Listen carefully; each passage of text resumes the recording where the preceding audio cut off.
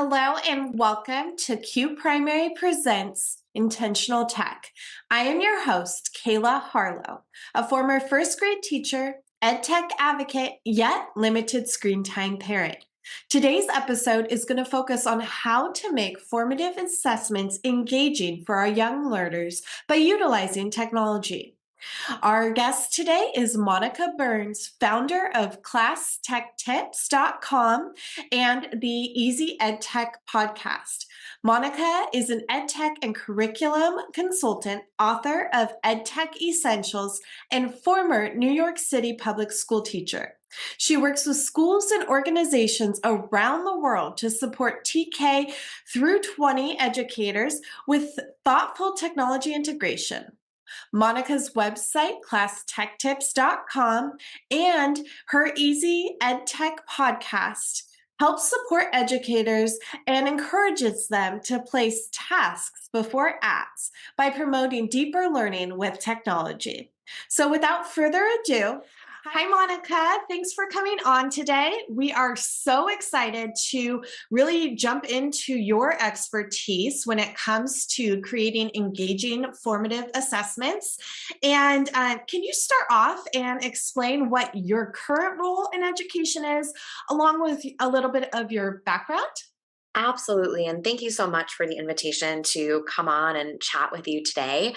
I'm a former New York City public school teacher, and I've been out of the classroom for several years now, running my blog, ClassTechTips.com, writing about ed tech, like my book, Ed Tech Essentials, and speaking and visiting schools, organizations, conferences, primarily here in the United States, a couple international spots too, but helping think about thoughtful, intentional technology integration, what that looks like across different grade levels and different content areas, and making choices that really set students up for success, both in the short and long term with technology integration. You have a couple really awesome tools, books published, and kind of cheat sheets, if you will, to really streamline that technology, which is appreciated when it's such an overwhelming industry right now for educators.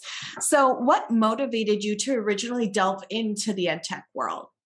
Well, I started off my teaching career in an elementary classroom with an overhead projector and a chalk and a chalkboard, right? And all those great things. And Yes. so transitioned into an environment where we became a magnet school. So we received funding for a whole bunch of things, including technology. And we weren't the first school to get iPads, but we were pretty early on, and early on in New York City, at least too. And so that, we had this opportunity, the possibilities were starting to bubble up, right, of what we could do with these different tools and resources. And as I started diving in, I always, leaned a little bit more to things that were techie just in my personal life and trying to integrate things into my classroom. But that's really where the big jump took place. So I started being asked to speak and share about some of the things that were happening in my classroom. And that led to me getting a better answer to the question I was starting to get 10 years ago, which was, what's your blog? And can we follow you on Twitter? And all these things that, if you asked me in early 2012, I didn't have an answer to, but by halfway through that year, I started, ClassTechTips.com, and it's been 10 years now of all that sharing. So what really prompted me to get into this space of ed tech was seeing what was possible with my group of students and realizing that there was a lot of just hunger for more Yeah. conversations, more resources, more what can we do? What do we do with these devices? And even though I had such a wonderful school community and colleagues, I felt a little on my own with the tech integration piece, which I Mhm. know many people still feel that way. Whatever that thing is they're passionate about, they want to go out and find that community. And that's really what happened for me with the learning and sharing going side by side still today. Yeah, no, absolutely. And I know it's appreciated because educators, like we said, are really overwhelmed with what's out there. So having a streamlined avenue to go and get those tips is awesome. And I completely agree with you. I was kind of the same way where the idea of ed tech was great, but we were kind of left on our own to navigate that and trial and error it. And seeing the kids have the ability to expand outside the four walls of the classroom, if you will, is truly empowering, not only for the educators, but the students as well. So, if you could, talking about overwhelm again, if you could only use three tech resources with the little ones in regards to formative assessment, what would you recommend? Yeah. So when it comes to picking tools, like you said, there is a lot out there. And when giving recommendations, I always like to start with the embrace your place, right? If you're Mhm. being asked to use a learning management system, if there's great resources in your school to help support you with a new tool or resource, like go for those first because there's the community there around you and an expectation too, around using certain things. That being said, with formative assessment, there's a few that are top of my list for our youngest learners. Seesaw is an absolute favorite. I was just at the ISTE conference and had a chance to connect or reconnect, I should say, with some of their team. I love that because there's different layers that kids can interact with. So they can present information in response to a prompt with a drawing, with their voice, jumping on camera, snapping a picture of a drawing or something they did on paper, which I think is important, right? So capturing those analog experiences and talking about it. So the collection of formative assessment data with Seesaw, I think, is really fantastic. But also the teacher side of things, setting up activities, assigning different prompts to different students. So the differentiation, even with facilitating formative assessment, is really great there. And you can leave voice comments, emojis, right? So there's a lot of layers Yes. in Seesaw that I think it makes it a really powerful one for this age group. Second one on my list would be Microsoft Flip, formerly Flipgrid, which I Oh, know, yes. I right? saw they just Mhm. announced that they were rebranding, if you will. And I'm not very familiar with it. So I'm excited to Yeah. hear. It's one of those things that I don't know how long it'll take me, to make the switch when someone changes a name. But the great thing is that all the core functionality and the way that kids interact with the tool remains the same. So sometimes when there's a rebrand, we get that oh no moment of Yeah. how it's going to look like to reintroduce to a group of students, but still super friendly. Just flip instead of Flipgrid, I guess, is the new big thing.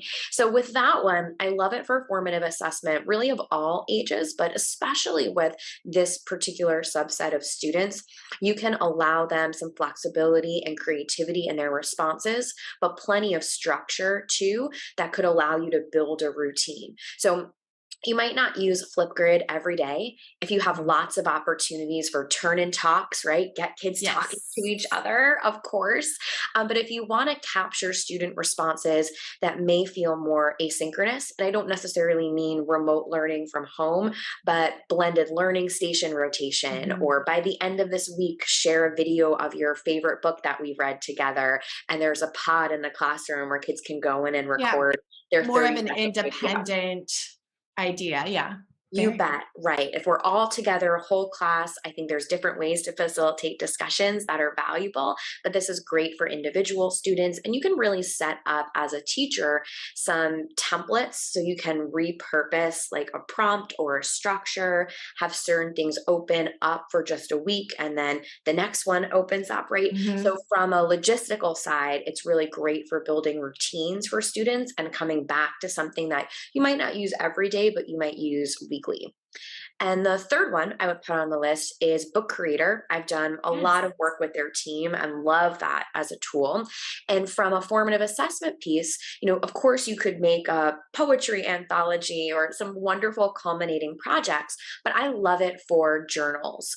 As an elementary teacher, I'm sure many other people who've been in this role for a while, right, could. would have a similar experience, but I just remember the days of having piles of marble notebooks or composition Yes. notebooks, and the Yes. kids going to lunch and me hoping that they put their pencil as a bookmark or the sticky note or whatever it was so that Mhm. I could find their last reading response, right? With Book Creator, you can do digital journals. So kids can add a new page every day or however the cadence looks like in a classroom. And then you, as a teacher, can open up your dashboard and see everyone's work in real time.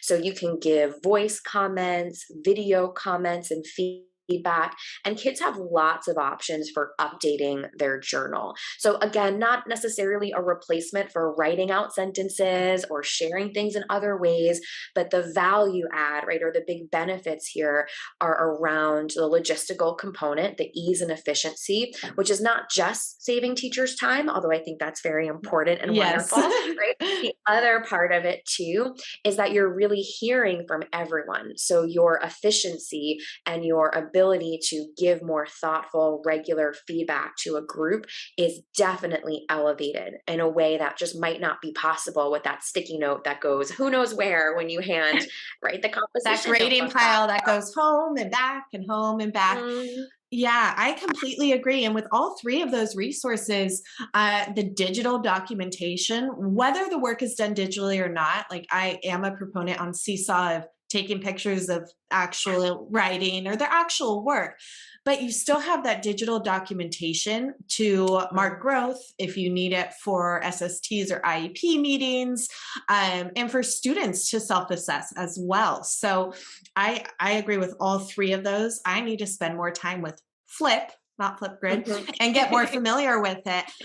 But I appreciate those recommendations, and we will have show notes available that will have direct links and examples of those three programs.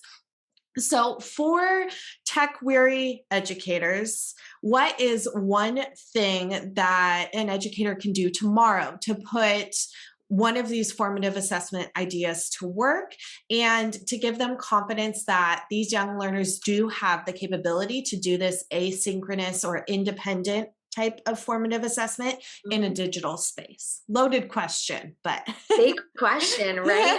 Well, I was just in Texas last week working with a group of educators in Dallas, very toasty for summertime, of course. yes. But one of the things I said to this group, and I often say, especially when I'm giving, say, like an hour concurrent session at a Mhm. conference, right? Or something that has a number in the title, like this many ways or this many things, Yes. is I usually start off by saying, don't do all of the things. Mhm. Like, I'm going to tell you all these things, but don't do all of them, right? Choose one or two to take back this week, try something out later this month. And I think the same thing goes along with your question is to keep it simple, right? We have to clear out some of the noise and focus in on the one thing that we want to add to our tool belt, that we want to build into a routine, that we won't want both ourselves as educators and students to have the capacity to really thrive in that space. So, with the three tools we just looked at, I think they absolutely fall into this category of having flexibility, being able to come back to multiple times, and the ability to build a routine around them. So that's usually what I'm suggesting, whether it's an open ended creation tool for maybe more summative assessment or a culminating project, or a formative assessment strategy where we can do an update once a week in Flipgrid, or every time you get to this station, you snap a picture and add it to Seesaw.